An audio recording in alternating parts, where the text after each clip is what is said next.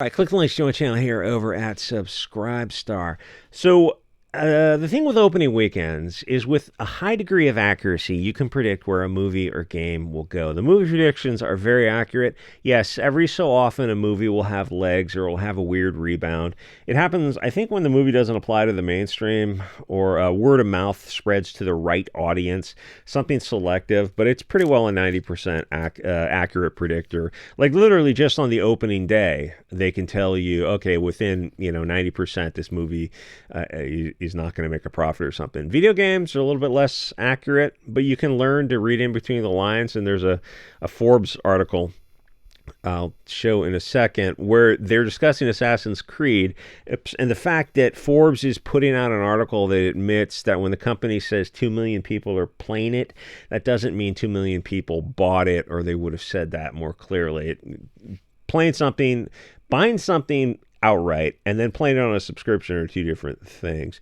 And they're aware that this is a culture war issue. So they want it to do well because black is way above Japanese in the culture war or the oppression hierarchy. And they want to send a message to the Nazi Chad incels that people love forced diversity, even when, oddly enough, people are not going to these theaters to watch this. And admittedly, there are these infotainment YouTube channels that milk this for ad revenue, which going in. Like, YouTube is infotainment. It's not just hard-hitting news. I don't think there is hard-hitting news anymore.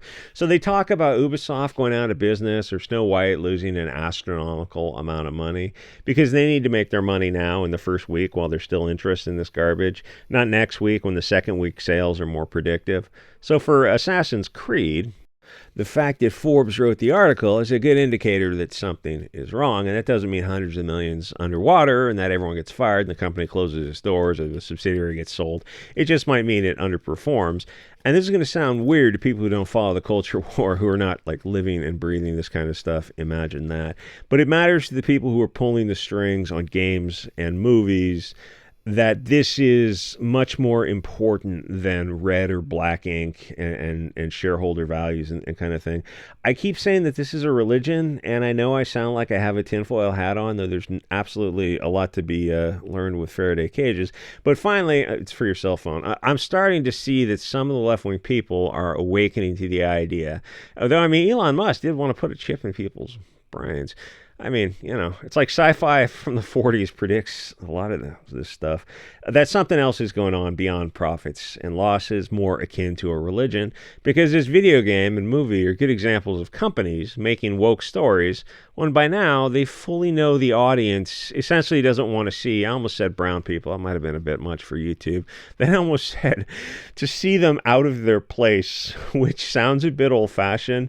But here it's accurate because Snow White is in the name. The story was written over 100 years ago, 150 years ago. People know it. They like it. How bad do you have to be to have the name recognition of not only Disney and Snow White and make a movie that only got 43 million domestic, which is massively underperformed for this, and that just that domestic predicts that this is not going to make money. People want to see the right people in the roles. Snow White is a German girl, or at least one who can look German. She's not half Latin America. Her skin is supposed to be as white or as white as snow.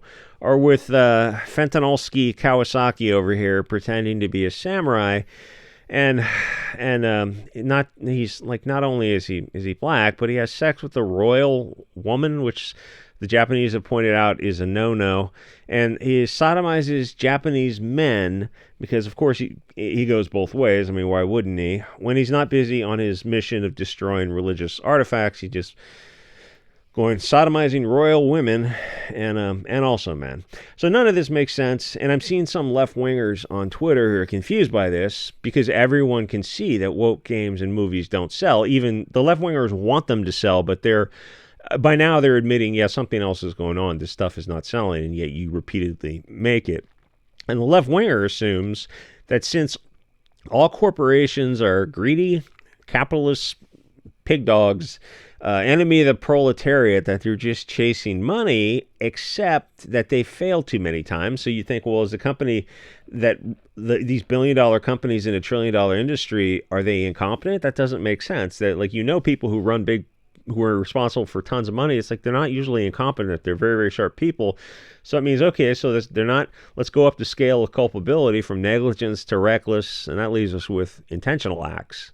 So this is most likely they're doing this intentionally, which they are, and you go, well, but our assumption of the motives being pecuniary don't make sense. Well, as Sherlock Holmes said, or the author goes, well, okay, then you're going to have to look for another answer. Their motives are not what you assume them to be. Your motives, my motives would be financial for $1 billion industry. Their motives are religious. And that sounds crazy until you look at like 15 years of history and you go, oh, it really does seem to be like these people are on South America drinking the Kool-Aid. The audience is not watching this stuff, and even the soy boys are not watching the movies. They're playing the games. And the thing is, there's enough left-wing people to make Barbie. Barbie did like $1.5 billion. Black Panther did a billion and a half, $2 billion or something. There's enough left-wing people to make any movie, video game, book, or anything successful.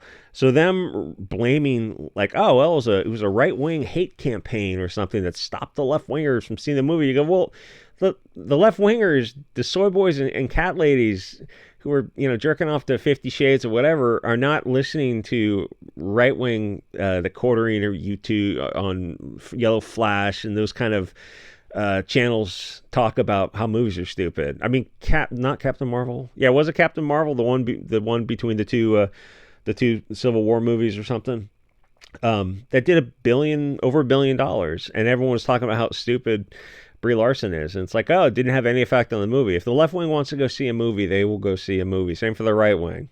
But when you need someone to blame, well, they'll blame the right wing. And it's kind of a little weird to me. Yeah, 2 million players, not 2 million people who paid full price for the game. Those are massively two different things. It's kind of a little weird to me that SJWs think they're back in 1968 and Creedence is on the radio and their Volkswagen bus and smoking tie stick or something, and the corporations are all these white businessmen drinking whiskey and cigars and just saying racial epithets while dressed up like Boss Hogg in a white suit. They seem kind of locked into this vision of them in tie-dye and bead curtains fighting the man, and they don't want to notice that they're funded by Bank of America. Not enough people have noticed that Hollywood and games have been race swapping out whites for blacks and making everything gay and full of pronouns or whatever is the soup of the day, and that all the antagonists are blonde. And then the second part is the audience is not showing up. Like, objectively, the shareholders are aware of that. So these confused left-wingers are almost to the point, no, we don't want puzzles and games on Forbes. It's like, please stay on our website. We'll do anything to keep you on this garbage website. So these left-wingers are almost to the point of understanding that they're mostly on the side of corporations. I know we say rage for the machine. That joke has been done a million times. But when it's so brutally accurate, and the thing is, the Wu Flu over the past 5 years, where literally the guys in the band are telling you to go get that experimental treatment. Listen to the government and the media. No, trust the government and the media. No, it's cool. They're on our side now.